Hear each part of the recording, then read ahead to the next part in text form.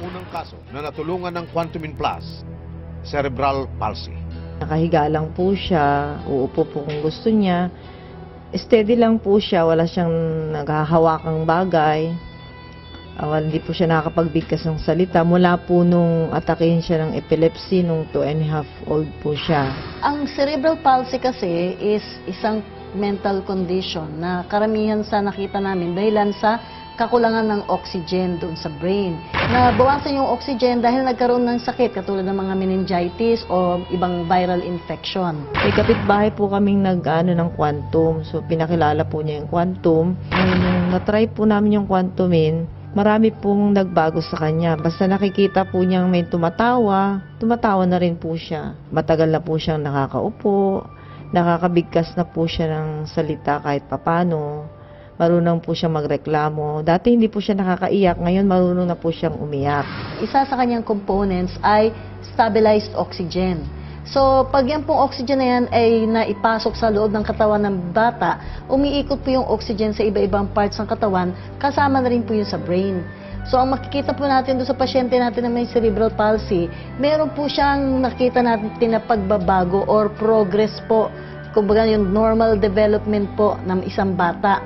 So, kung dati po medyo lagi lang nakahiga, ngayon po medyo nakakaupo na siya ng mas matagal. Tapos medyo minsan meron na siyang means of communication doon sa parents niya.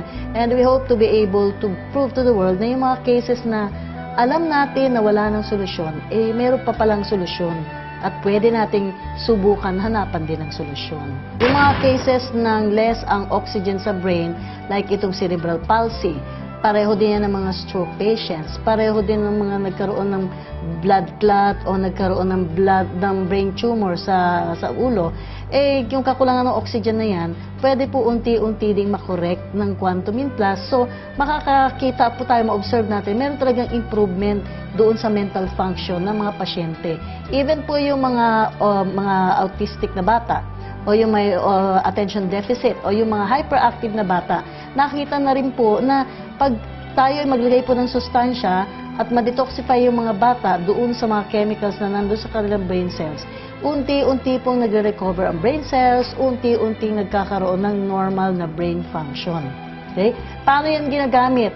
Sa mga may kapansanan po sa brain, malaki po yung nagagawa kapag ipinapahid po ang Quantumin Plus doon sa buong ulo po, pati po dito sa likod, hanggang kasi may part pa po tayo dyan ng spine, so that is still considered as part of the nervous system. So, papahid lang po doon kahit as often as 3 times, 4 or 6 times in a day.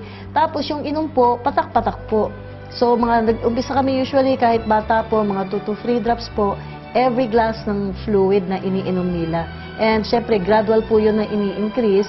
Meron po kami mga cases ngayon, nagte-10 drops na sila, 10 times a day. Yung mga severe cases po yun na kailangan po mag-regenerate yung kanilang brain function.